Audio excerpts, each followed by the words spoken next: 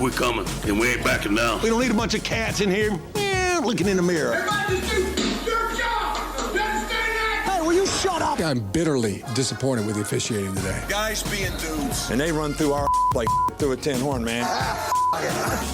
Thank you, Lee. Thank you to my co-hosts, Richard Johnson and Stephen Godfrey. Fellas, where are you guys on the Herbstreit dog thing? Okay, I need some explanation here because I did not watch the game on Sunday Night Live.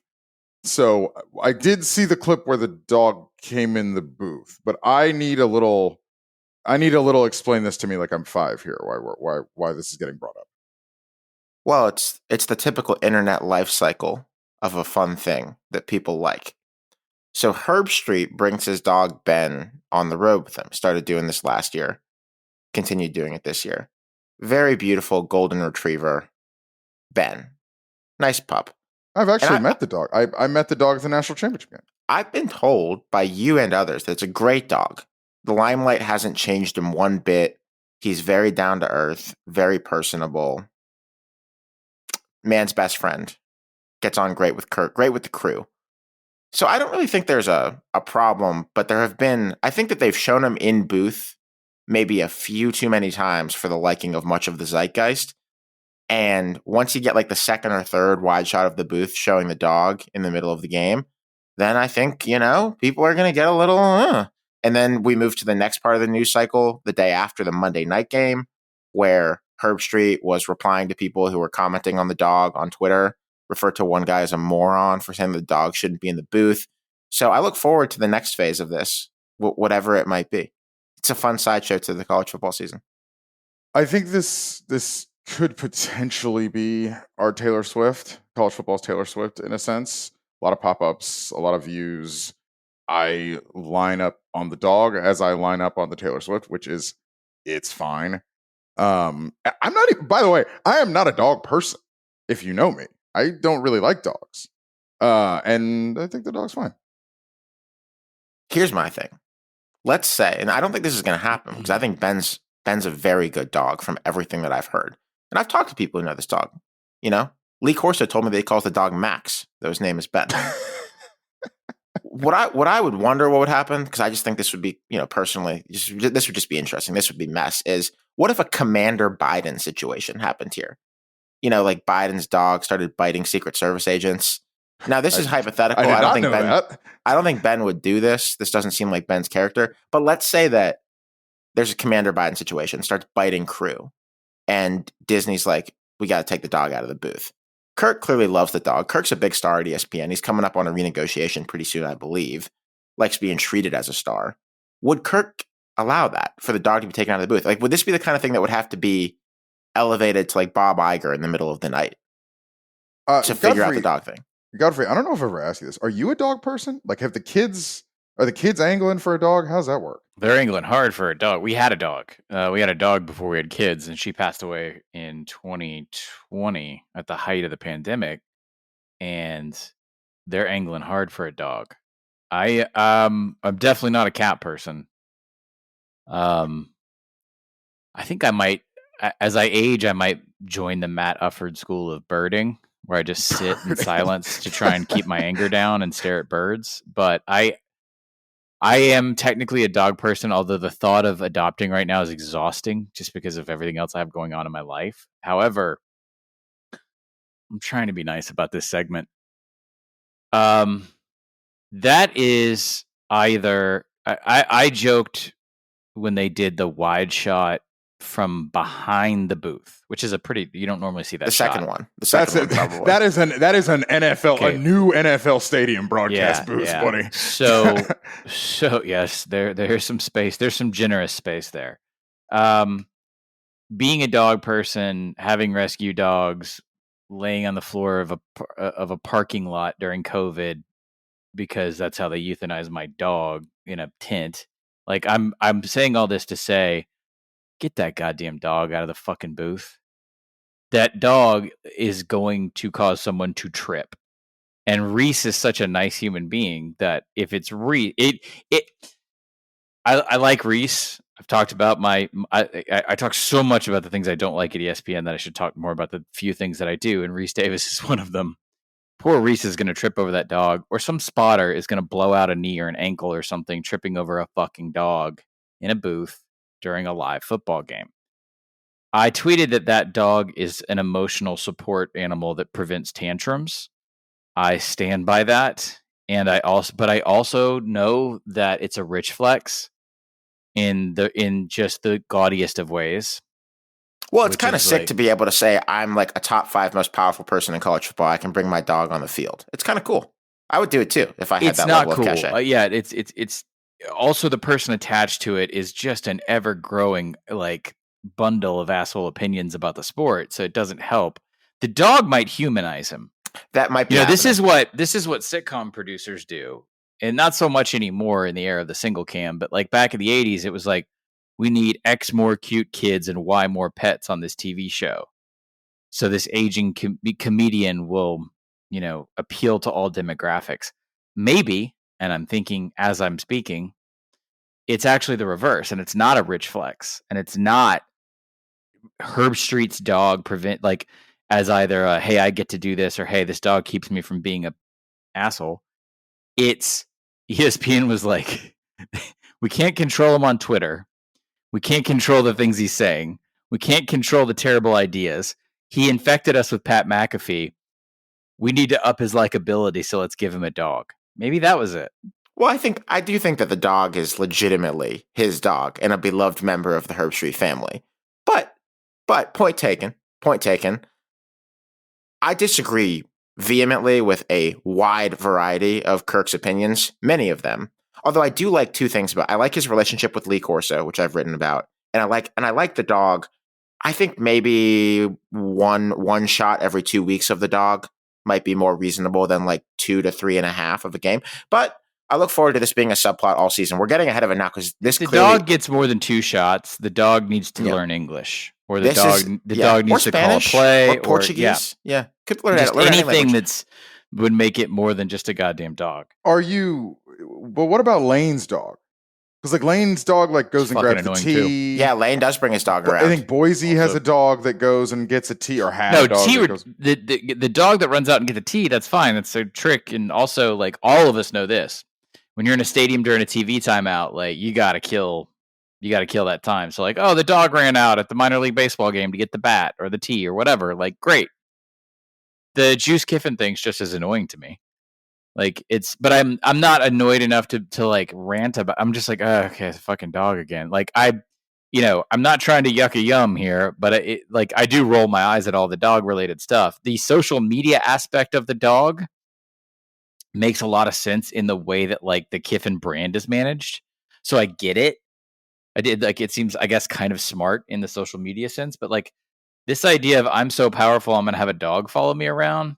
This is the kind of shit we moved across an ocean and fucked up the British to stop. So I don't know. I find it very odd. Also, the Corso thing is like, are we ever going to have this conversation nicely?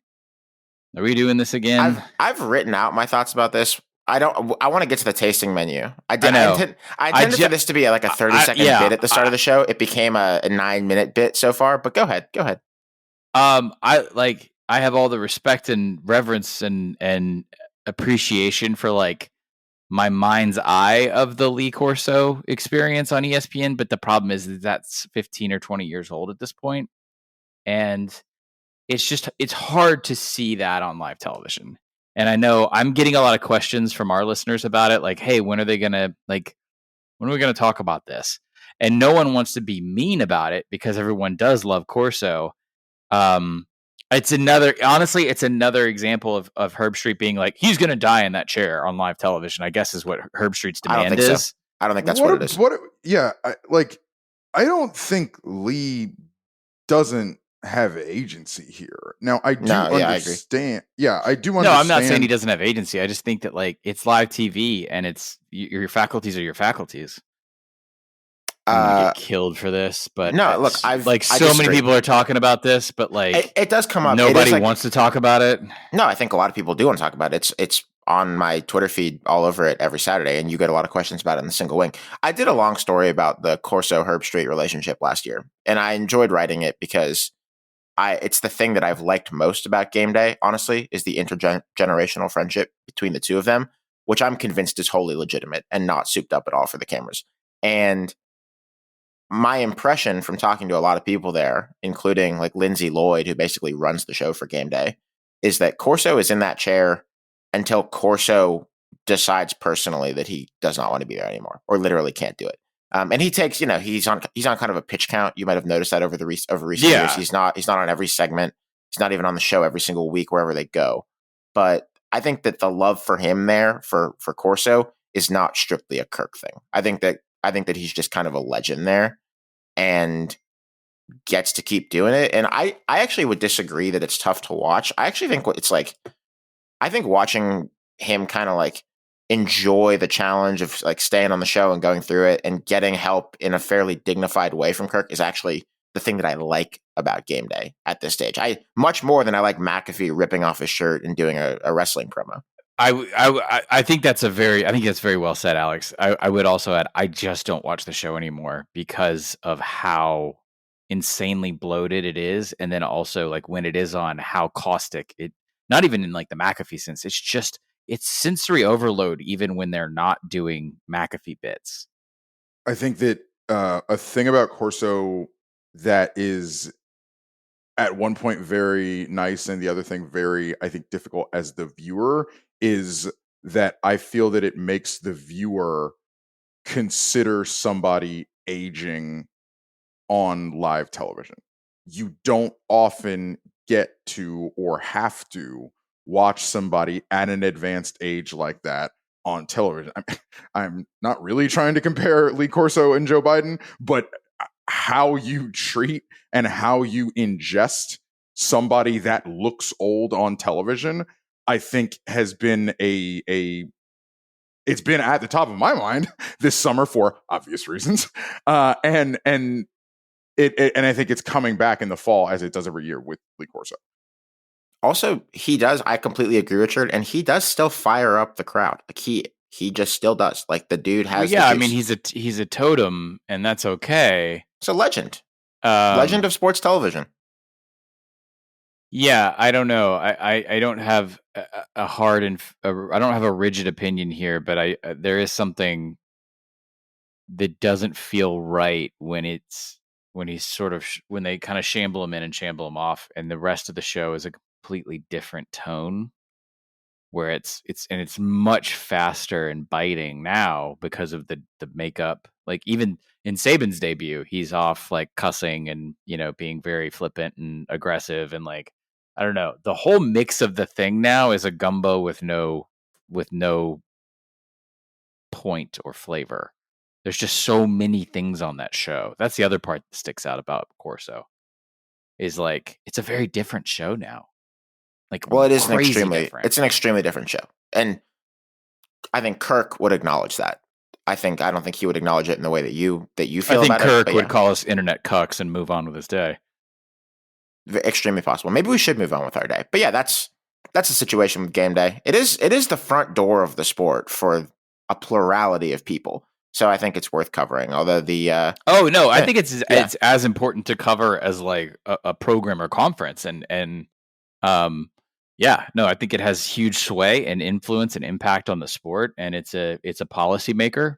And like I told someone at the Washington Post this, it has 100 times more impact on the subject it covers than Meet the Press ever thought about. Not even close. Look, all I'll say about this is college football pregame live on CBS Sports HQ every 9 a.m. East every Saturday, 9 a.m. Eastern. And after you get the tasting menu that you're about to get, you're going to be all set for the weekend anyway. There is nothing on Thursday night in week 2 that is college football seeding the night to the NFL opener. Even the white flag. That's right. Their college football basically does this every week now in terms of a lack of premium games, but it's explicitly doing it on Thursday night. There's nothing competing with the Chiefs against the Ravens, I believe it is, on Thursday night. Yes, Chiefs Ravens. I did look at all the Thursday games for a while, and it's pretty rough and embarrassing. I will say I think Arizona State, Texas State is coming up on a Thursday night, and I'm shocked at the quality of that. I think it's because people didn't expect Arizona State to be good. I think people didn't expect Texas State to be good either when they threw that on there. That's because no one pays attention to the G5. Yeah, I was going to say, especially at the television programming level. The quality of the thing is the surprise. But baby, you're getting it Friday night too in Brazil. That's Pack Eagles.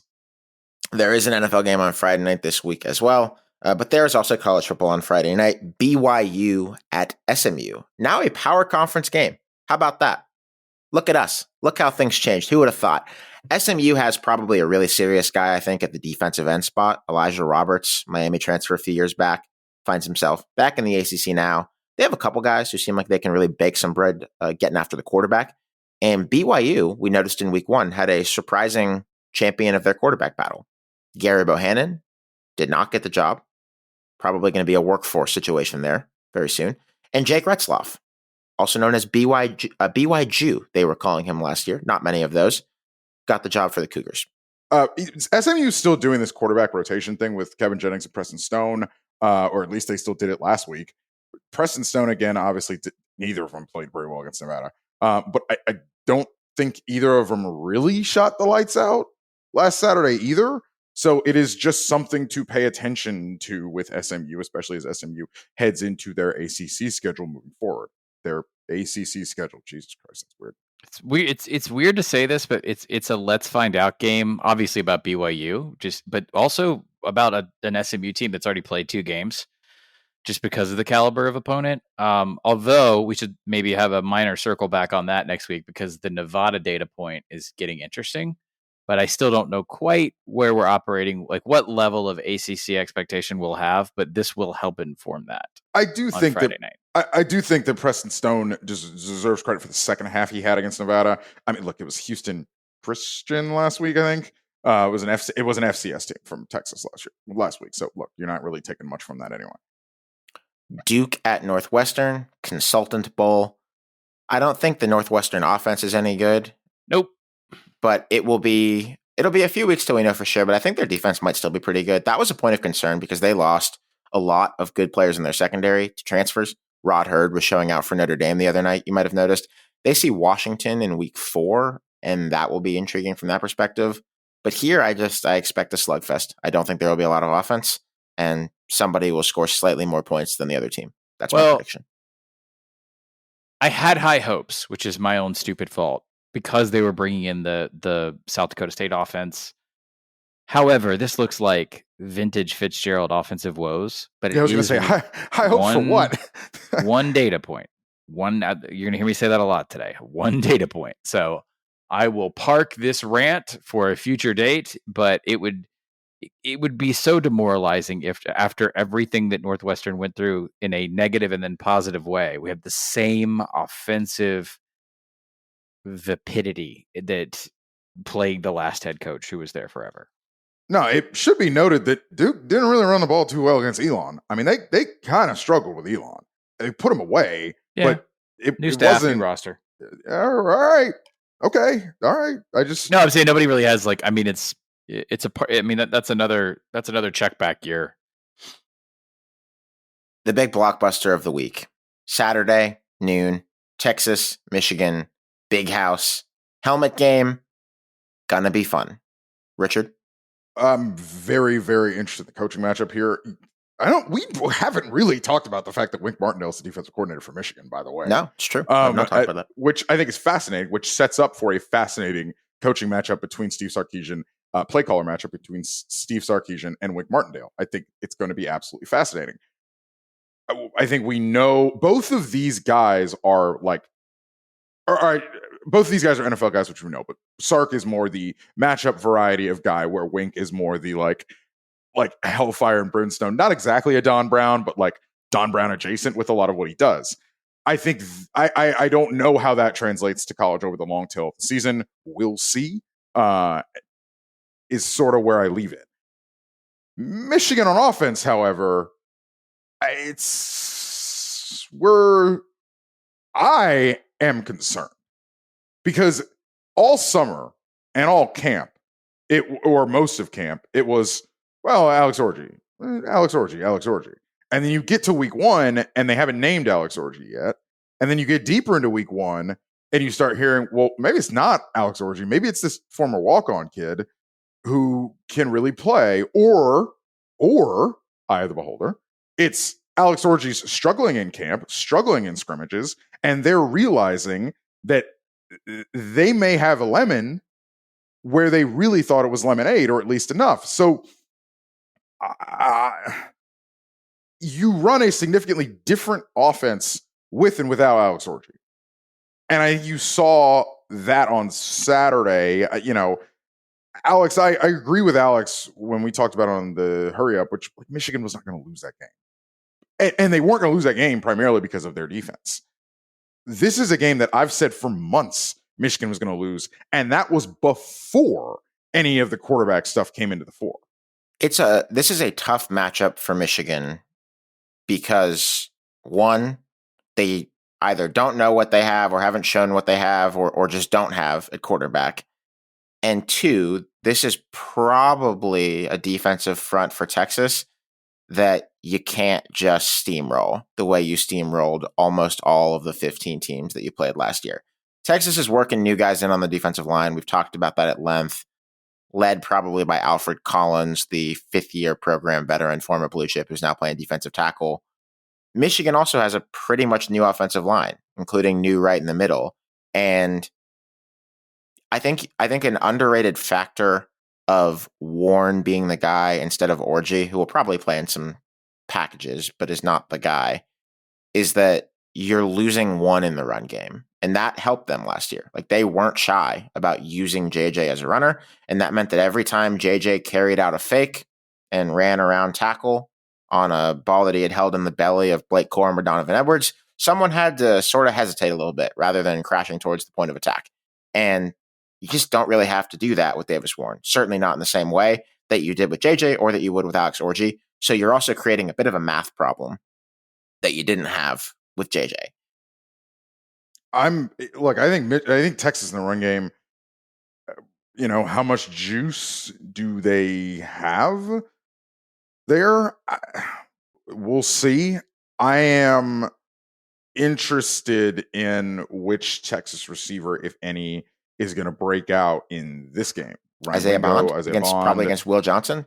Yeah. Best wide receiver cornerback matchup of the week in college football. Exactly. That's sort of what I'm getting at. Like, where is it for Texas? There is something I'm very, very interested in looking at. This might be the overinvestment game that we normally tag on week one. It may be happening in week two. I also think there are.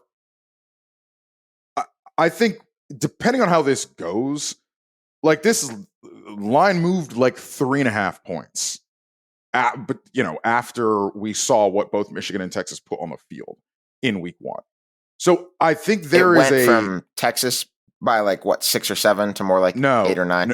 No. It went from Texas -3.5 to Texas -7. So I think that some of this is people not really realizing. You just look at the scores and you're like, oh, well, Michigan blew them out and Texas blew them out. But people may not realize how much people that either aren't Michigan fans or certainly didn't watch the game may not realize that Michigan may actually have some warts and all in this game. And you may see a result that is quite demonstrative. Again, I think Texas is going to win this game going away. Yeah. And you're going to think a certain thing about there. Yes, as Godfrey's saying, you may get some narrative. This isn't the game that tests alliterative. This was never going to be the game that tests Texas. That's a problem. That's a problem for Michigan. Right. But what I'm saying is, I think we may just be putting this on the wrong platter. It's just because it's helmets and it's SEC versus Big Ten and it looks big and it's on Big Noon Saturday or whatever. I don't know how consequential this game's going to be in the long term of the season, because Michigan's probably an 8 or 9 win program, and that's totally fine. That's totally fine. They are turning over a sea change amount of personnel, coaching, culture, NCAA wave off to the side, whatever. This was about where I expected the year one post Harbaugh to be. I don't think it's a referendum on more. I think that would be incredibly short-sighted. Texas is coming off of a playoff season in which I have 1 or 2 questions, mainly on defense. that Michigan is not equipped to beg an answer out of, and that's okay. So I'm not telling people not to watch the game, or I'm not trying to I am trying to downplay the game, actually. I think this is, and we're going to talk more about this at splitzonduo.com this week. I think this is we overserved ourselves on magnitude that we normally pick out. We felt this for a while in week one, the last 10 years or so of the sport. I think this is actually it. I think this is the game. It just happens to be week 2 this year. And that's not an insult to the programs. They're just operating at very different levels right now, and that is totally fine. Had you handed me this game last year, absolutely, let's blow it way out. Let's have a big old time. Then you're talking about 2 actual playoff teams. This I promise, and I'm kind of belaboring the point that I'm not slandering Michigan here, but Michigan should not be expected to acquit themselves in any sort of 2023 way possible. And this is going to get hyped up coming out of it, because I agree with Richard. Like, Texas is going to win; they're going to roll. I also think Texas is going to win, and this is a bit of Michigan fanfic, but also not completely disproven. We have only seen one game from Davis Warren, and it is possible that he shows up and plays really well. Yes, it's possible. One data point. So we'll see. I think that would be fun, but we're going to see what happens. Get excited about it if you want to. It's Michigan, it's Texas, it's the big house. It's the kind of game that in past decades probably would have been played on a neutral site. So it's cool that it's happening here. Troy at Memphis. This was looking before last week like it was a bigger G5 game. Now I'm wondering aloud if Troy just kind of sucks now in its first year under Jared Parker. Again, guys, not y'all, just everyone. One data point. New coach. Half of the Troy defense is wearing green right now. Okay. In New Orleans. One data point. We're starting fresh. Really trying to figure out Nevada, because that's Troy. I was gonna say that last week is more of Nevada than it is of Troy. The Nevada thing is competent. The Nevada thing is competent. I'm just trying to avoid talking about Memphis at Florida State in 2 weeks. That's all. This is a note from the Split Zone Duo Editorial Standards Committee. I have moved fully to Nevada as opposed to Nevada. We have been yelled at. We have been yelled at on both sides of this. I don't give a fuck. And I have do moved not to care. Just I have the moved editorial, to Nevada. The editorial standard of 66% of Split Zone Duo is that we do not care. I've been told that I don't care about getting it right. I do care very much. I don't. Alex, stop reading the comments. For me, it's Nevada. For you guys, it's Nevada. Okay, that way someone's right. Someone's always right. Pitt at Cincinnati. Last year, this was a disaster class for Pitt and showed the impending doom of that offense, and Frank Cignetti is the coordinator. Now, guess Pitt what? Has this new guy. It's going to be a disaster class. It's just going to be the opposite direction. Interesting that you think so. Interesting that you think so. Hail to Pitt. Yeah, I saw pieces of that of Pitt's game and thought, oh, okay. That's it. That's the energy I'm going with. Pitt has this new offensive coordinator, Cade Bell from Western Carolina. They're doing in week one. They did some fun things. They were doing things that you don't see at Pitt, like having a tight end swing out like he's a lead blocker on a screen, and then he slips behind the defense for a 20-yard catch near the sideline. So Stuff like that. You mean offense, or like? I mean, like the intent to disguise where the ball and players are going. So modern college football offense. That is generally what you like to see, and Pitt was just not doing much of that. Pitt has not been to Nippert Stadium since 2012. These teams played some pretty good games there in the late stage Big East. Was that the snow game? The snow game was at Pitt and was a nightmare for Pitt. Pitt lost after botching a hold on an extra point and then giving up a game-winning drive the other way. That was Brian Kelly, Cincinnati, I think. I believe that it was, and it was very painful for Pitt. Richard, this is very exciting. I actually, for the very first time, watched Godfather 2 the other night, and I'm about to watch Godfather 3, or I could be. You've never seen this injury report. You saw the first one. You admitted, like the rest of us, that the first one's a great movie, but you didn't see the second one. It had taken me, honestly, there was probably a year between getting to the second one.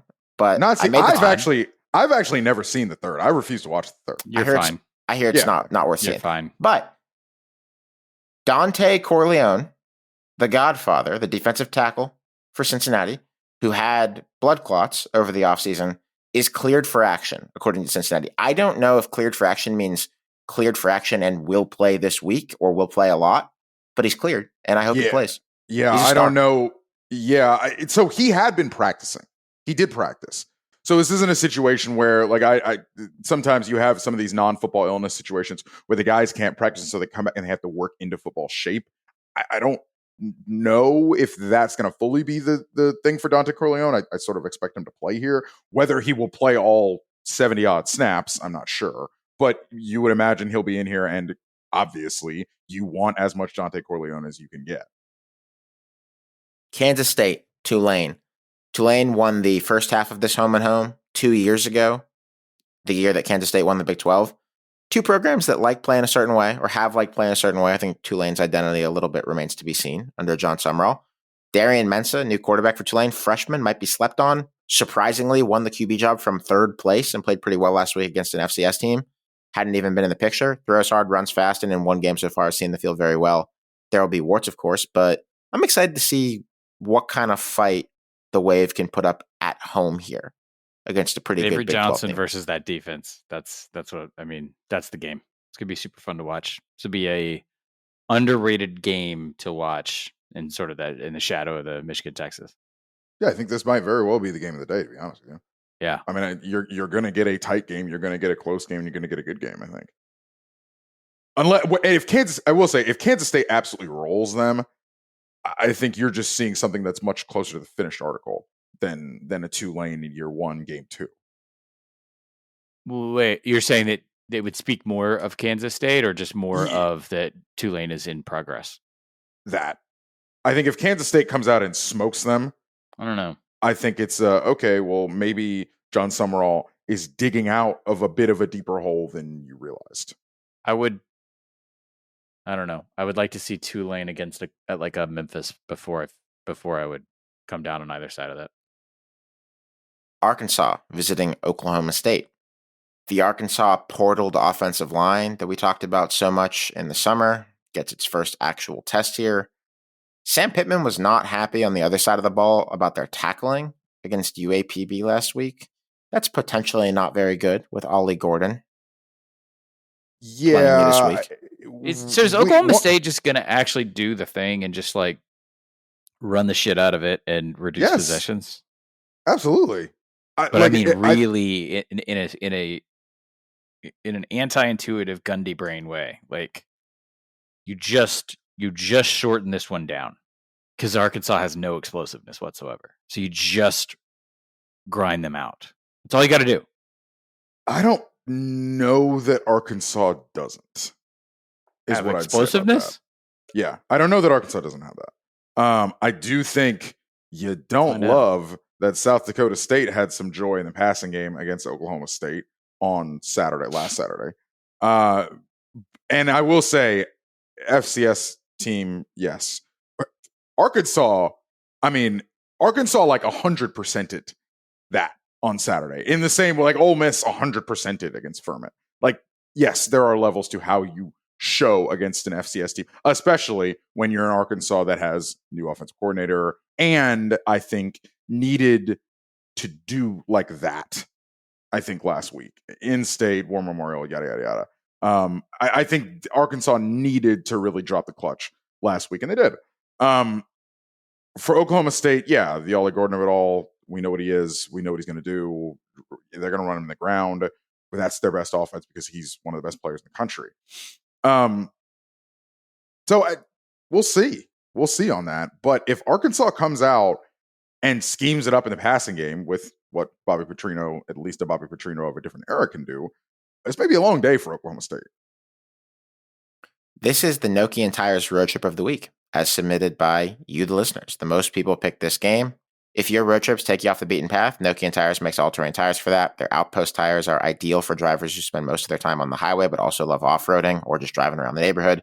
Nokian's all-terrain tires are infused with the same fibers used in protective vests, but we recommend not shooting at your tires. Typically not very good for tire care if you do that. Make sure to enter your favorite road trip of the week every week at NokianTires.com. That's Nokian with a Y, NokianTires.com/SCD. And you get entered in a monthly tire drawing to win any set of Nokian tires, perhaps including a set of Outpost all-terrains. Follow Nokian on social media at Nokian Tires NA. You can look for them on all your major social media apps. They are there. Our Nokian partnership exists because of a dear friend of ours, Wes Bowling, who has listened to this show for a long time. He's a huge Tennessee fan, and he basically set the whole thing up for us years ago. Made the intro, stood on the table, pounded the table for us with this big company. Wes's family has been going through an incredibly challenging time, stemming from both a very tough cancer diagnosis and an emergency that unfolded during chemo treatments for Wes's wife, Lisa. Wes has become really, really tight with Homefield, our other longtime sponsor. Homefield are just real good people, and they wanted to do something to help. So all season at homefieldapparel.com/SCD, homefieldapparel.com/SCD, if you buy one of our shirts, 100% of the profits that we or Homefield would make will instead go directly to a fund to support Wes and the family who have been overwhelmed with some pretty significant expenses. We have been gratified with all of the people who have been sending us pictures of these shirts that they've bought over the last couple of weeks since we first announced this. If you're at Homefield in general, go and check out the whole catalog. There's tons there. Our promo code with them is the same, SCD20 for 20% off your first order. Thank you to Connor, Josh, Whitney, Krista, the whole team there. Not just good partners, but they are truly the real deal as people and friends, and they're showing it here. If you go and buy those shirts, they're going to completely go to support Wes and his family at a time when they really, really need it. Steven, Georgia Tech, Syracuse. You're drinking the Kyle McCord Kool-Aid? Relative to previous Syracuse performances, I think I'm very interested in the next couple of weeks to see how much Cuse can put on the field as a sort of resume to recruiting the next cycle, because that's definitely the plan up there. So this is a low key game of quality, but I know everyone's riding really, really high on Georgia Tech right now, as they should. We're going to suss out how good that Florida State win was in a couple of weeks. And then obviously, like, Georgia State is sort of one of the most shorthanded rosters in the country. But Alex, as you have in your notes, they're doing simple better. They're doing easy. It's just so funny to contrast it with like the Collins era, especially, but even going back to like, being so ardent about running the triple under Paul, like they're taking the simplest way to execute with the talent they do have, and it's working really well for them so far. And there's nothing wrong with that. I would like to see what happens if you can force Haynes King to beat you. Well, I would really like to see it. Yeah, I don't think that's a good idea. Well, for Georgia Tech. Yeah, I would really like to see it. And I don't care that you saw it against Georgia State. I would really like to see it here. Well, that's just the thing. I am very impressed with Buster Faulkner, the offensive coordinator for Georgia Tech so far. The goal of a college offensive coordinator, most of the time, is to give the quarterback easy throws. Simple thing. These are not NFL arms. You need to give them easy throws. He's given them in mass, in bulk, to Haynes King. Most notable example, probably that screen pass at the end of the Florida State game that set up the winning kick in Dublin. But they're dotted all over the Georgia State game too. According to Opta data from our friends at Stats Perform, where I also am doing quite a bit of writing this year, you can find that at theanalyst.com, 97% of Haynes' throws in the first two games have been to a receiver who got separation and was charted as open. Pretty good. 97%. That's a lot of percent. Also dialed up, it's not just passing game, dialed up a really nice reverse to Eric Singleton for a long touchdown run against Georgia State. This is what you want. You want to put guys in positions where they don't have to do anything wild to succeed. And that seems to be what Georgia Tech's doing through the first 2 weeks. That's good offensive coordination by Buster Faulkner. Georgia Tech's biggest problem is going to be keeping Buster Faulkner after this year. Interesting. Hadn't thought about that angle of it, but that's interesting to hear. Saturday, middle of the afternoon, 3:30 Eastern time slate, 2:30 God's time. Iowa State at Iowa. Nope. To me, all right, hold on. To me, this is the most interesting version of this game in a long time because it is conceivable, and God, I'm just saying conceivable, that Iowa's offense is turning a bit of a corner. And if at the same time, if you're bullish on the Iowa State offense, then here's a chance for them to do something significant. I feel good about Iowa State's skill players. We've talked about them enough. The question, of course, is how will the line hold up against an Iowa defensive front that you have to assume, not just because you saw them against an FCS team, but because it's Iowa and because they've got some returners and they've got some good program development at that spot, is going to be pretty good. New guy, Aaron Graves, 3 sacks from tackle last week. Iowa State, I think, has not scored more than 20 points at Kinnick Stadium since 2002. So before the Iraq War was the last time they scored 3 touchdowns in a game at Kinnick Stadium. Probably not going to happen here, but like it needs to be more than 7 or 10. Do you think this will be vintage Iowa State, or do you think this? I don't want to use the word track meet. When I use the word track meet, I understand it's adjusted. Like, are we talking?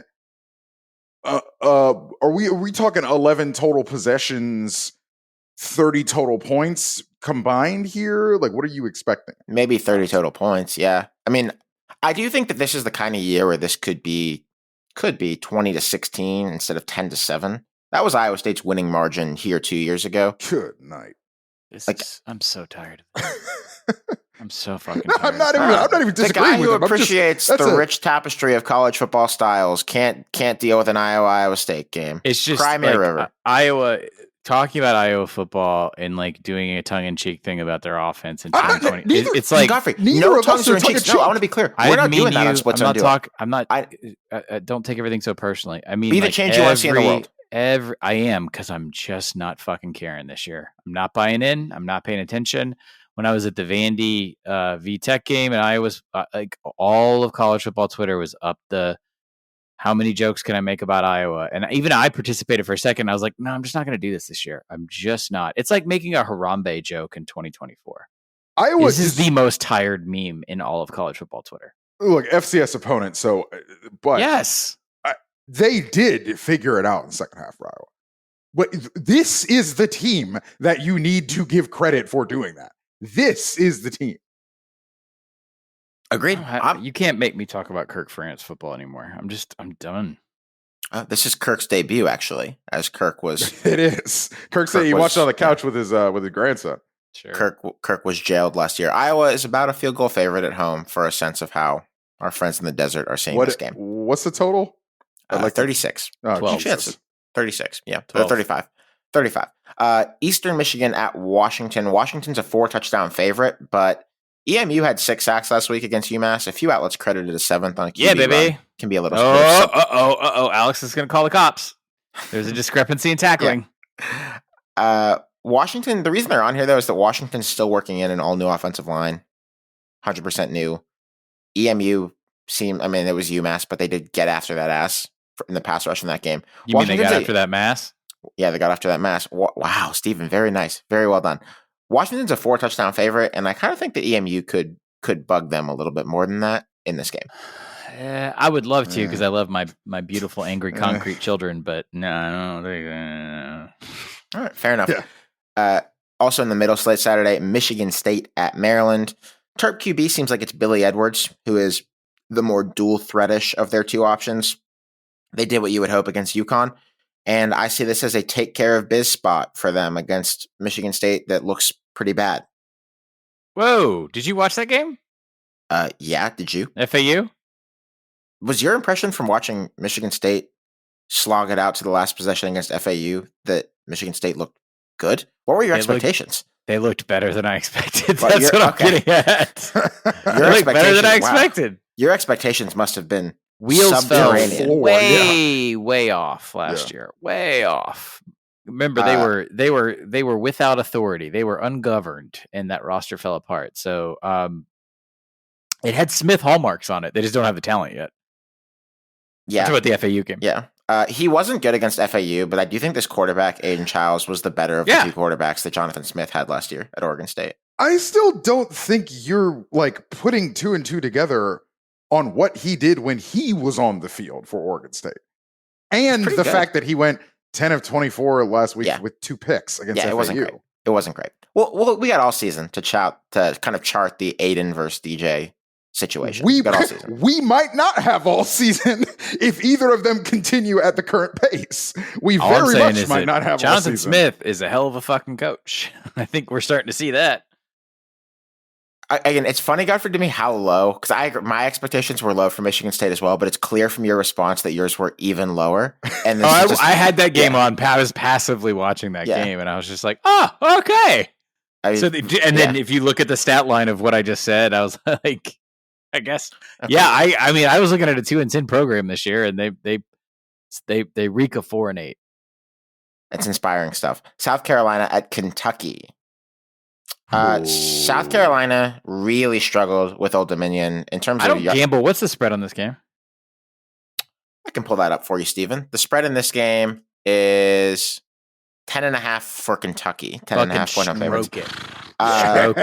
Yeah.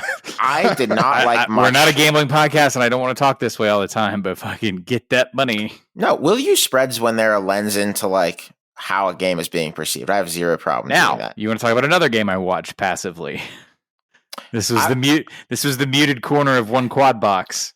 I watched this one pretty much in its entirety. There was a weather delay, and I was a bit late getting back to it after the weather delay.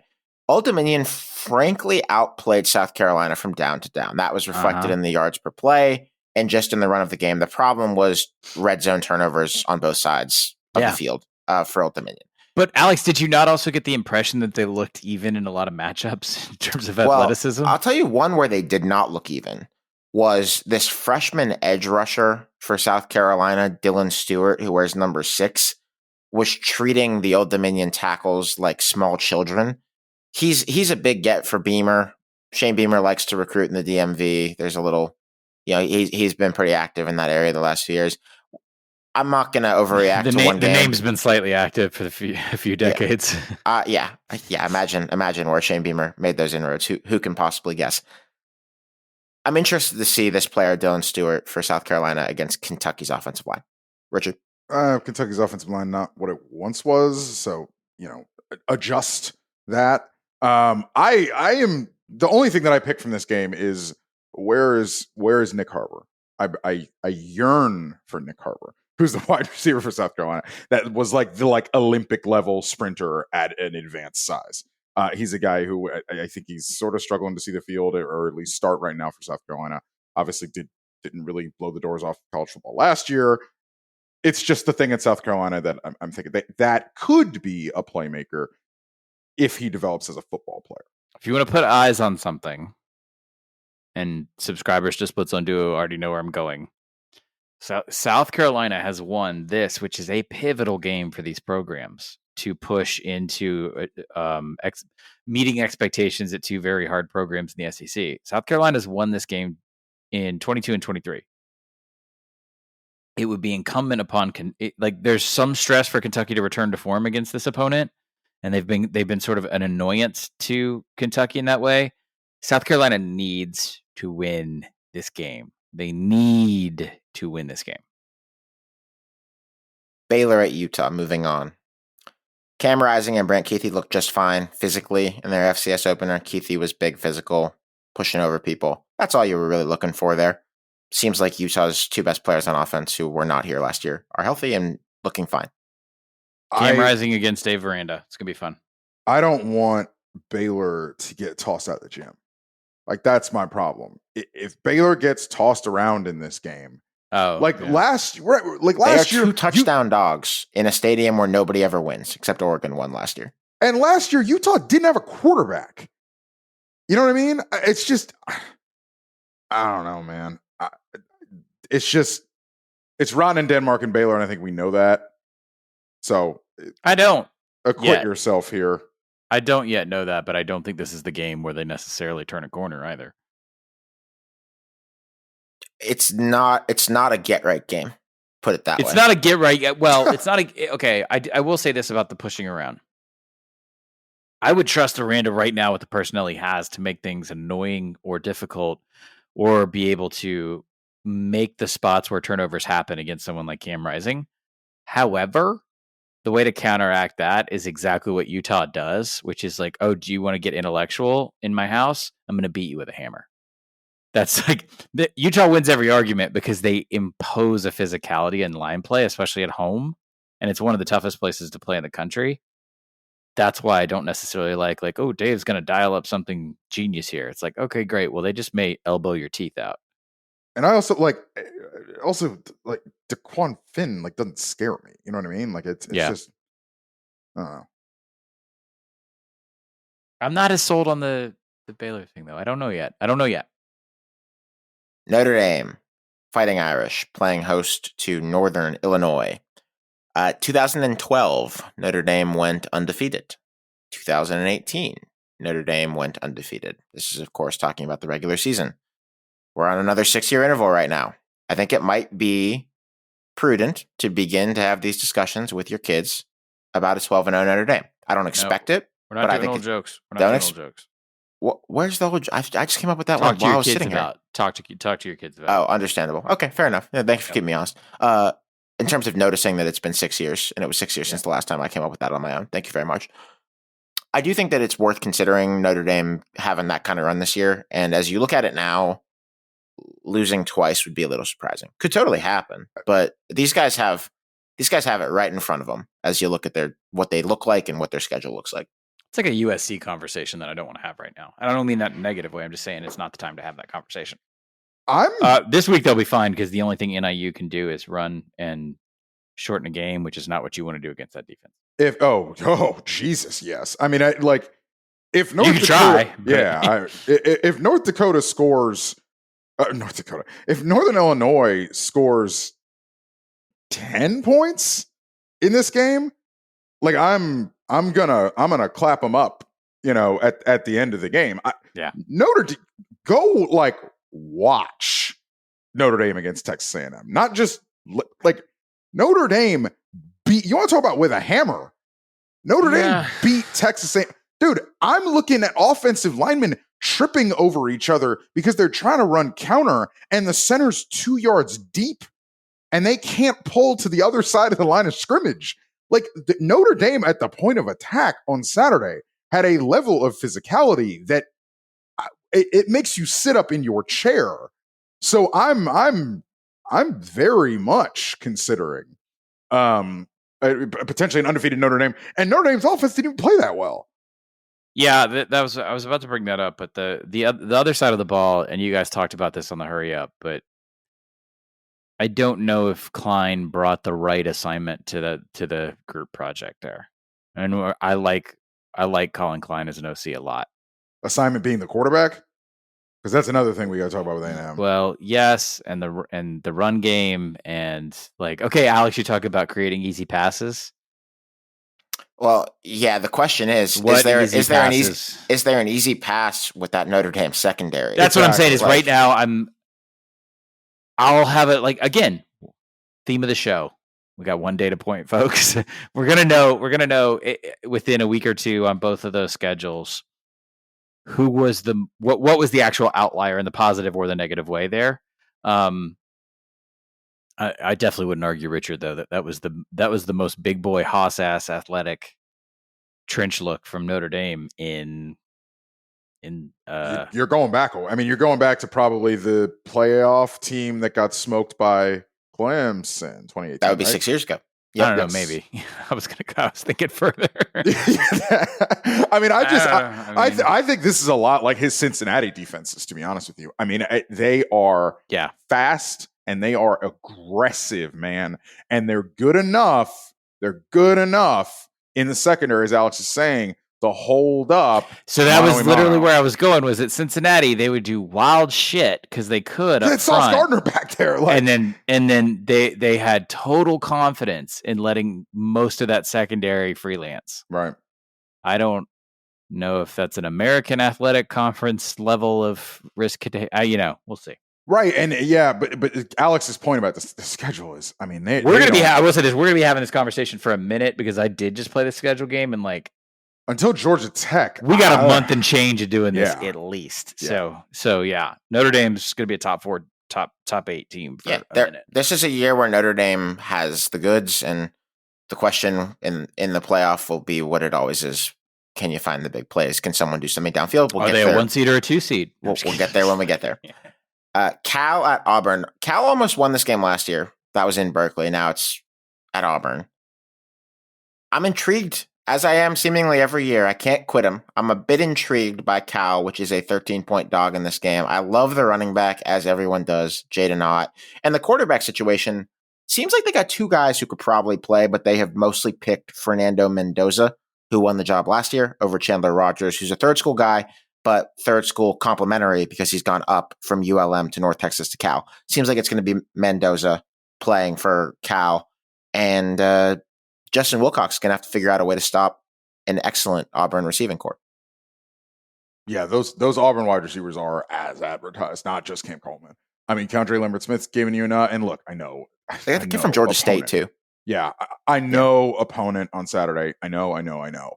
But making Peyton Thorne look good. All right. That's impressive.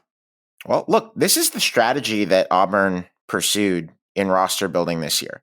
Like, it is totally fair to criticize them for not finding better than Peyton Thorne, but they clearly figured out that they had place to spend their dollars, and they decided to spend it at many positions other than that. And if you can elevate the guy with the other guys, then bravo. That's good collective management. You guys want to hear something brutal? I just happened to be, I was in an Uber yesterday, and local live radio they had Clark Leon talking about, like, what is it that you saw in, like, the Jerry Kill, Diego, the whole situation? Like, why would you import that in? And he specifically cited, so Auburn beat Vanderbilt last year in Nashville 31-15. And he said that was the game where I thought we were structurally and schematically an equal team to Auburn. He's like, in other words, like, we believed, like, in doing a game postmortem, that we should have won that game. We just needed a little bit more. We felt that we were equal to Auburn, is what a 2-10 Vanderbilt team was saying. And then we saw New Mexico State do the 3 or 4 things that we couldn't do to their defense and beat them in Auburn. And that's when I knew why not just go and get that if it's available in the modern game. My point is, an otherwise sane human being named Clark Lee was convinced that Vanderbilt was of the same caliber as Auburn last year. Auburn is a moldable piece of Play-Doh to me this year. We're going to see what they can be. And if they're going to be something serious, then probably need to take care of business against a Cal team that I think could be a little bit prickly, though they lack for wide receivers. They will be better. Yeah. All bullshit aside, they will be better this year. Auburn will be. Marshall at Virginia Tech. Richard, here's a little Vegas theory that's interesting for you. This one opened at like 17, and it's gone to over 20 for Virginia Tech. Yeah. The streets do not like Marshall. No, they do not. No, they didn't. That's even, now I don't know if Kyron Jones is going to play. They said Kyron Jones could not. It's a Virginia Tech that lost to Vanderbilt, and their quarterback is at least a bit hurt. Yeah. And they said still, people are like, not enough points for them to beat Marshall by. They said it was sort of unsafe to put Kyron Jones back in the game, which means he couldn't move, and that is not good. They said he could throw, but he couldn't move effectively, is the message that I took from that. Marshall, especially if Jones doesn't play, obviously, you come into this game and you're Marshall and you think maybe you can get them. But yes, as Alex is saying, the signs are not pointing towards Marshall being able to get this. I do think this is a minority coach of the week in an interesting schematic spot here with Charles Huff. No shit. I would strongly advise not getting embarrassed here by a Virginia Tech team that when we did the ACC preview, I asked you guys why you guys love Virginia Tech, because I thought you did love Virginia Tech, because I seemed to be sensing that a lot of people over-indexed on Virginia Tech. I didn't like the Tyler Bowen game plan. I didn't like the usage of drones. I didn't like, I was at this game. For as effective and honestly, as effective as Vanderbilt's offense was, I don't think Virginia Tech was necessarily out of alignment. I just think that, like, Diego really is very, very good and very fun, and he's a fun one-on-one matchup if you're in open space. I did not like what Virginia Tech's offense came out with, and now they're potentially replacing a quarterback. So I can't necessarily point at that move in Vegas and say, of course, or yes, but Marshall is a whole different other kind of hot mess right now. Yeah, I haven't seen anything official about if Kyron Jones is going to play. I think it sounded like he would, because Brent Price said that it was a cramp late. It didn't necessarily look like a cramp when he went down, but Pry indicated that he would play. So I guess you don't know until you see him on the field, but it seems like he's at least going to be around. So that would be obviously great for Virginia Tech. There's way more angst about them, the way they lost that game, than losing that game if you're Virginia Tech.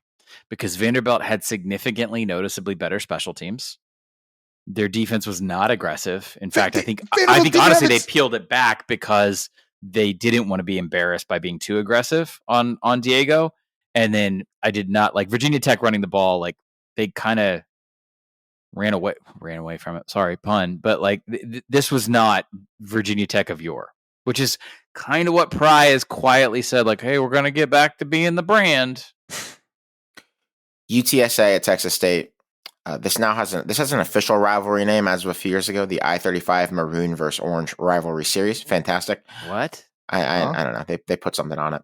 Texas State appeared to yank Jordan McLeod early against Lamar last week to rest him for this game, which then got awkward because they gave up a bunch of points late in that game, kind of to the point that it got a little bit close while the backups were in. I do think Texas State can score in this game between McLeod and Ismail Mata, the excellent running back. They're actually a very narrow home favorite against a more established UTSA program. So this is going to be fun, and this could be one of the games of the day. G5 hipster game of the week here. Regardless of that quarterback situation, they were very, very sleepy. I didn't like either defense at all. I mean, the fact that Lamar was able to jump on him, I think it was like 17 points in the fourth quarter, and they couldn't really gear it back up, is evidence of sort of how that system works for them. So you kind of have to go all gas, no brakes. UTSA's replacement for Frank. We have another quarterback now in the UTSA. His name is Owen McCown. He was solid, but again, a very, very bad Kennesaw State team hung around. So let's just say these are sleepy kinks in the system week one, like, right? One data point. Neither team looked particularly amazing. I will shout out, there's a sort of just crazy story connecting these two head coaches. If you've never read it, it's over at, I guess we can put it in the link, the show description, but it's over at texasfootball.com. It's our friends at Dave Campbell. I think Mike Craven wrote this story, but I don't even want to spoil the story, but the connection between GJ Canny and Jeff Traylor, it's like one of the most uniquely Texas stories that you'll ever read. So check that out. Did Kenny play for Traylor in high school? Yes, but the circumstances are sort of insane. And it involves his dad and what happened there. And there's a tragedy and like, anyways, check that story out. This is, I still feel confident saying this is like, there's no such thing as a playoff game into the 12 seed, but this is going to be a pretty important resume bullet for the winner. And I think there's play out. The winner's going to have to turn around and cheer for the loser all season. Yeah, I was going to say there's play out or play in. You know what I mean? There's get about the paint 12-team playoff games, and this could be that. Texas State is not what it is built to be. This is they can't do stop start. You just have to unload the machine gun. Like that's how the system works. That's his offense. This is a cool thing about the 12-team playoff, and a part of it that I find appealing. UTSA is playing Texas State on September 6th or 7th, whatever it is. And it has playoff ramifications. That's good. That's cool. Like, I'm super into that. I love that. Yes. Saturday evening, FAMU at Miami. There were people who were asking, is FAMU the best team from Tallahassee that Miami will see this year? Oh, God. Probably not.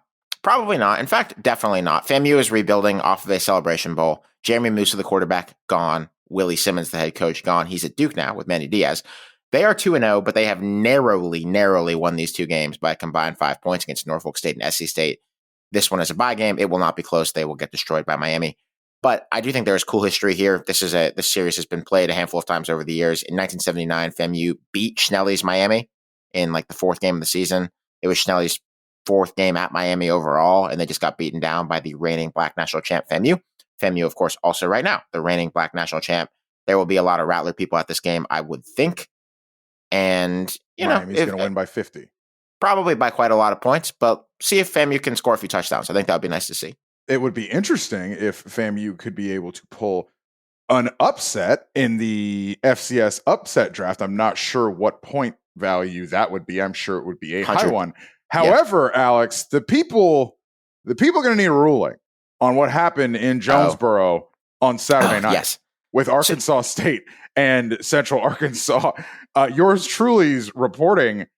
This is, I don't want to sort of be hyperbolic about this, but what happened at the end of Central Arkansas State is one of the worst officiating like system gaffes. So tell me what happened. You will ever see. I saw that there was a touchdown and stated upon review. Yeah. So basically, Arkansas State gets the ball back and drives all the way down the field. Corner of the end zone ball is he does not survive the ground. The receiver does not survive the ground. The referee is like 5 feet away, clear picture, and rules it incomplete. Because it was a scoring play, or could have been a scoring play, it goes to replay. There is a combined replay infrastructure with Sunbelt games and SEC games. So in the SEC office in Birmingham, because the Sunbelt doesn't have the money to build out its own like replay infrastructure, all that kind of stuff, it goes to Birmingham. And so the folks that are watching both SEC games and Sunbelt games at the same time, they review it, but they only focus on whether he gets the foot inbounds with control. And somebody who was at a game told me, like, yeah, they didn't scroll to the end of the catch process. They just kept on the Jumbotron. They just kept replaying and replaying and replaying if he got the toe down. So 8-minute and change review, they come back and they rule it a catch. After the game, the receiver was like, yeah, I did not catch that ball. I was shocked that they ruled it a catch. But Arkansas State won the game on that play. Now, Arkansas State would have had another play to win the game from about the 7-yard line with like 3 seconds left. So I do want to be fair about that. But it is as bad a blown call as you will ever see. And the hole in the system is that it doesn't seem the referee has veto power. It's not explicitly stated in the rule book. But as I was told by Sunbelt spokesperson, the spirit of the rule is that replay gets veto power and replay gets final say. Replay botched this. And in their statement, the Sunbelt admitted that. They just didn't scroll to the end of the video. Not great. The SEC. Not great. Could you imagine if this happened in Georgia, Alabama? Well, but it's the same decision makers. It could have. Wars have been fought over less than this happening in an Iron Bowl, is all I'll say. Yeah, just to be clear, though, as game maker of the FCS upset draft, we're not crediting points for that. It's unfortunate, but you're not getting points for it. If you are really? With an iron fist, he says. Yeah, no, I mean, absolutely not. We're not doing that. That's not the way we run our operation. Sam Houston at UCF, one of the great efforts of week 1 by the Bearcats, despite the guy who I thought, or many, I think not just me, not just I thought, was their best offensive weapon and might still be Noah Smith, was not really a factor in the game. They have gone over the offseason, Casey Keeler and company have gone JUCO shopping, and they've gotten some guys who appear to be helping them. New quarterback Hunter Watson led Iowa Western to the national title in JUCO last year. He played pretty well. Quavez Humphreys, a wide receiver, JUCO, had 93 yards and a touchdown for Sam Houston in this game. And this was a shocking win for them against Rice in week 1. And now, I mean, yeah, they're still an underdog going to Orlando to play UCF, but I think you raise an eyebrow to see what Sam Houston could do in this game. Not even a raised eyebrow, huh, Steven? Nah. Really? I think RJ Harvey is going to run for a lot of yards in this game. They are 22-point dogs. I will just point this out, though, about UCF. And look, they're going to win. I mean, they're going to win the game, but I think Sam Houston could maybe keep it closer than the spread. In fact, that's not a very controversial statement. I think I do like Sam Houston to keep this game close. KJ Jefferson, not great. No. In the debut for UCF. Ugly first quarter. Like, even like work out the kinks, data point, bad first quarter. The yards per throw look good. He threw 14 passes for $164. This was against New Hampshire. Cool. Also threw a pick, put a ball on the ground, was off on a bunch of throws, took a couple of sacks. Reads were super weird. You could tell he did not have command of his reads. Like, and you could tell field vision sucked. And when you take like 40 plus sacks, as he did at Arkansas last year, I think it was him taking just about all of those sacks for Arkansas. And then you take a couple against an FCS team in your first game. You're like, how much of these are quarterback involved sacks? Yeah. So story to monitor. I'm glad you brought this up because it is not going to hurt them this weekend, but it is something to flag down the stretch as they get into conference play for sure. Kansas at Illinois. Fun one here, I think. This was won last year by Kansas pretty convincingly. They got a little closer at the end. Should be good. Should not be close. Yeah, I don't think it should be close at all. I don't think it'd be good at all. Yeah. You don't think it could be? You don't think that Burt can bring some beef in a game like this? No, I think Devin Neal's going to run for 150 yards. Kansas is only, I don't know. I think the correct read is that Jaden's Kansas should playing, win this right? game by a touchdown. Daniel's Jalen playing, right? Yes. There's your first Jay Daniels. Here we go. Fuck. Everyone gets one. Everyone gets one Jay Daniels here. Daniels is playing, right? Yes. Yes. Okay, and the other quarterback's Luke Altmaier, right? Shout out, buddy. That is correct. Okay, Yeah, I think. All right, yes. that's fine. Yes. thank you. USF at Alabama. Obviously, last year was close, and that is notable. I think it's gonna be hard for it to be close again, given that Alabama's offense is no longer one of the ugliest things in the world. Yeah, I don't think. Golish will do some fun things in this game. That's my prediction. Is they will scheme up some weird, effective things. That defense was not tested. Or yes, that defense was not tested last week at all against Western. Byron Brown for USF. I'm very, very curious in if he has the juice in this game. Maybe a year early on him, but I'm very interested in how he plays in this game. It is very much on the table that he is one of the better quarterbacks Alabama will play this year. I think that I can credit, and I think that will be interesting to see how the Alabama defense plays against him. UAB at ULM. Godfrey, Subtext Bowl. Remind us for anyone who forgot. Yeah, Bryant Vincent is the head coach at ULM. He spent last year as the OC at New Mexico, but I guess sort of more importantly to this conversation, he was the interim head coach at UAB and thought really to be the heir apparent and probably the guy they should have hired in the sort of like sense of maintaining And then relationships what? with Alabama schools and And high then schools. what? I'm getting there. He's from Alabama. He would be able to recruit the state better.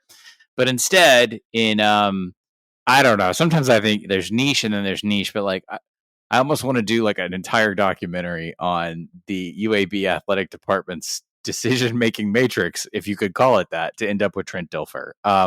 There are multiple former UAB players on ULM's roster.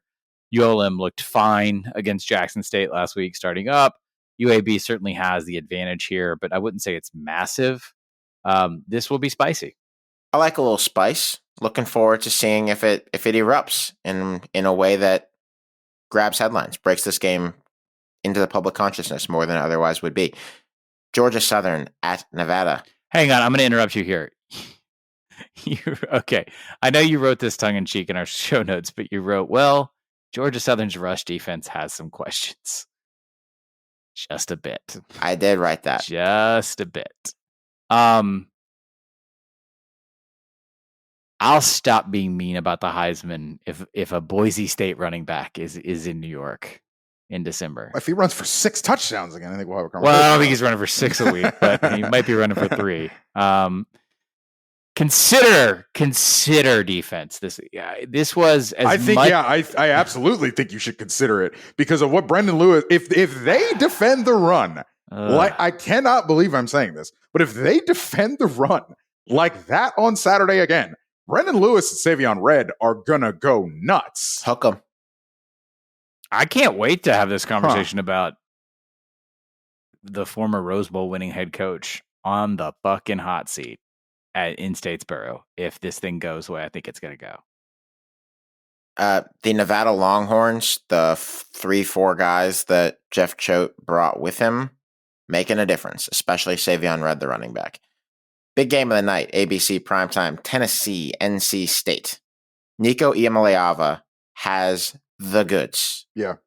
You can just tell. And everyone knows. I think everyone is in such agreement about this that I would be making up a straw man if I said, "Oh, you can't just say it was an FCS team." Nobody's saying that. Everyone saw it. Everyone saw it.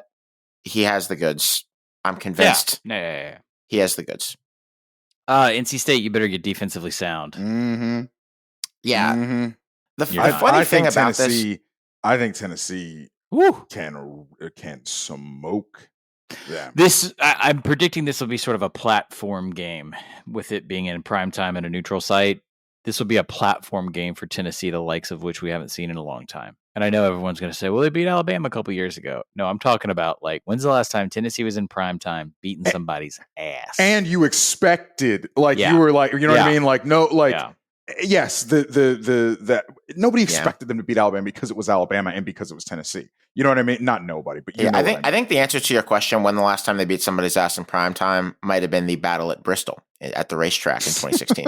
But that wasn't an ass beating like this. They beat them by 3 touchdowns. It was not like this is going to be. Okay.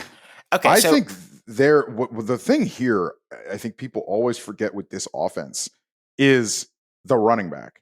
This offense is actually built to run and run quite well because of the pace and the space. Yes, Nico is who he is. Dylan Sampson, sir, this is your platform, my friend. Agreed. I think that's the underrated thing, and I think that he could have a night. NC State had some problems in rush defense, though mainly around big plays against Western Carolina, which may not translate really well. I will say that Tennessee fans on the internet are working maybe a little too hard for bulletin board material. I saw that an NC State player on their defense had the gall to explain that they've practiced lining up for the very, very hurry up Tennessee offense. Which everybody does when you play and it will actually be easier to line up in the game because they make it intentionally hard in practice. And so this is now the bulletin board material that's going around, is that NC State claim that they can easily line up against Tennessee. They better not have any. I'm tired of hearing about bulletin boards. It's all fake anyway. No procedural penalties. Colorado at Nebraska. Long live the Big 8 conference. Do not be cynical about this game. Oh, I can definitely be cynical about this game, but not the matchup. I think that this. I don't want to over-rotate into this is a fad because it's Colorado and it's Deion. It's 2 historic rivals. The fan bases care a ton about this game. Very likely 2 different first-round quarterbacks playing in this game. Travis Hunter's in this game. Deion Sanders is coaching this game. It's the first time since October 22 of 2016 that Nebraska has played a game in Lincoln with an undefeated record after the start of the season. That place is going to rock for this game. I don't need to pretend that this is a media creation, that if Deion weren't there, I wouldn't be into a Colorado-Nebraska game with Nebraska looking a little bit better. They played last year. You wouldn't be, because Colorado wouldn't be relevant at all, but that's actually a compliment to Deion. If Deion wasn't there, this wouldn't be a thing.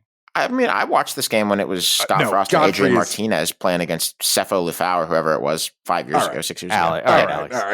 All right. Don't die on the hill. Neither of us are being cynical with that statement. No, that is a statement of fact. This is a good game. Colorado's grossly overexposed. We can have that conversation, but like the only reason this game matters is because Deion's there and brought 2 really good football players. The rest we'll figure out. The wide receiver room bangs. Nobody.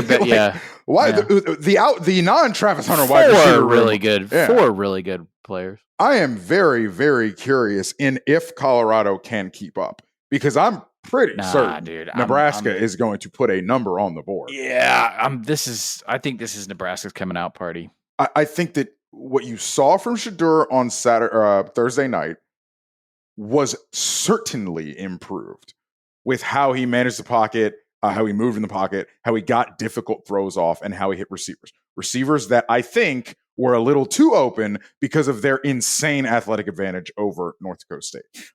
North Dakota State lost that game because they could not run with Colorado. They were not athletically, they did not have athletic parity there.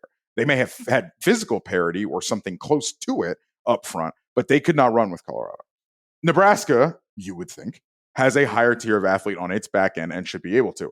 And I do think you're looking at something like a track meet, which is going to be a lot of fun. And that's what I'm really interested in seeing. What is Nebraska going to play this like they did last year, where they just sort of damned the torpedoes and came after him? I don't know. On defense, you mean? Yes. No, I think they'll be a little bit more cautious this time, and I think they'll have the ability to do that because they have a better offensive situation. I think that's going to come down to deficit management on Colorado's part, which it's such a fucking sideshow. It's so hard to talk about them in a normal way because they make it that way. Is this a Colorado team that there were times last year I could actually say this was a Colorado team that you felt comfortable with if down by a possession or 2? Yeah, I mean, like, But again, the problem is I don't know if they ever tried to hold serve. This has all the potential to me to be like the Oregon game last year.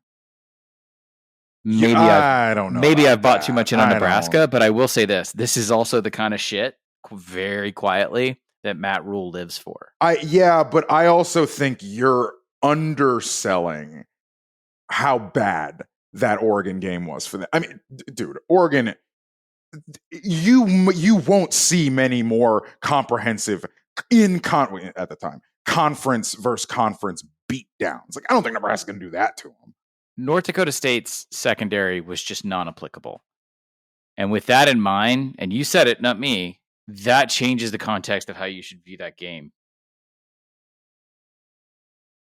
Could be wrong. App at Clemson.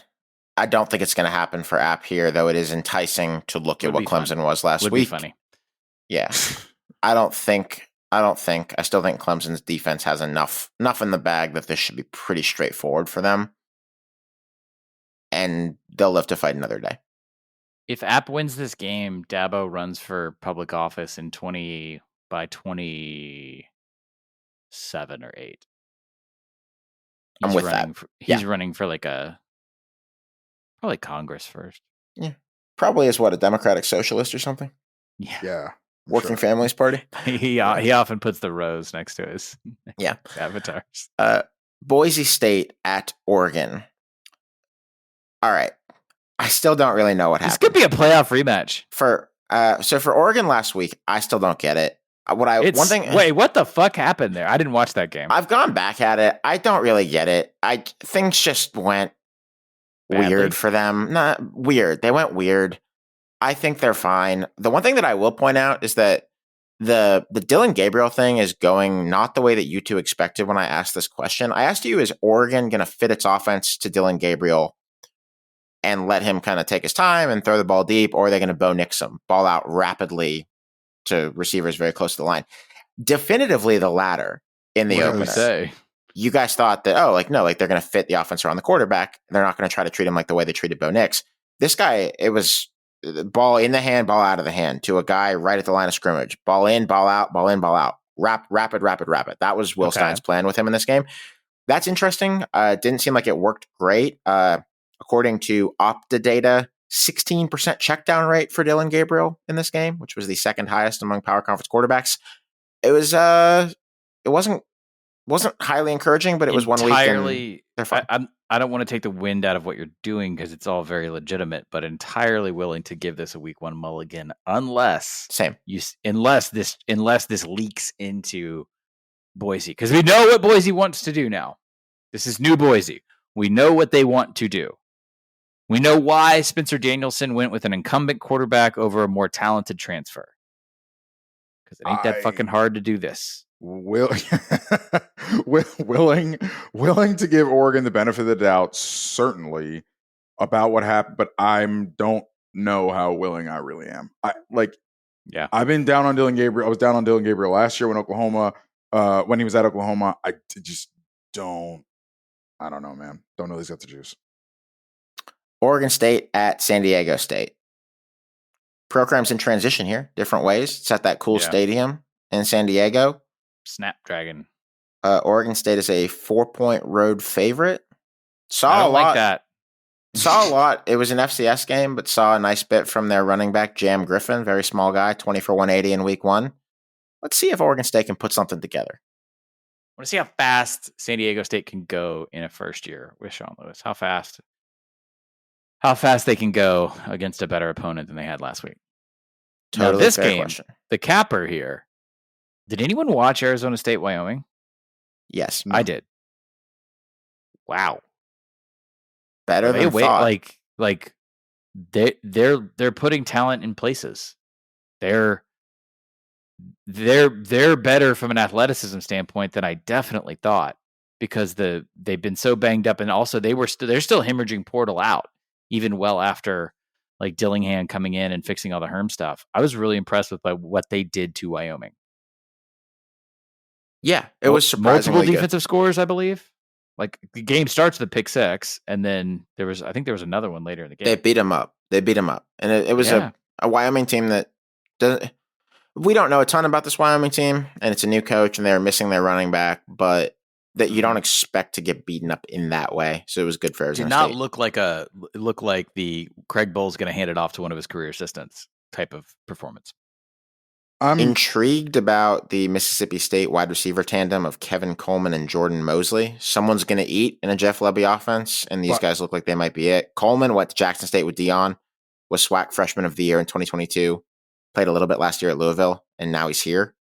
Might be a serious guy. just to be clear, what we're not going to do here is sleep on Buchholz High School's own Creed Whittemore, young fella. Big run from him for a Fuck is touchdown on Buchholz High Saturday School? from Mississippi State. It's my alma mater. We know that I'm into Blake Shapen here in general as a quarterback, and I am into Mississippi State on offense this year because of it. They look like they were scrimmaging. I saw that replay yesterday morning in the gym. It looked like they were scrimmaging. And that's not saying that they're not good. I'm just saying, like, some of these games are just not games. Thank you so much for listening. Subscribers to splitzoneduo.com. Hang around. We got a bonus episode coming for you that'll be in your feeds very shortly or right now if you're listening to this. We'll see you for the Split Zone Duo Sunday Hurry Up. It's on Sunday. Can you believe that?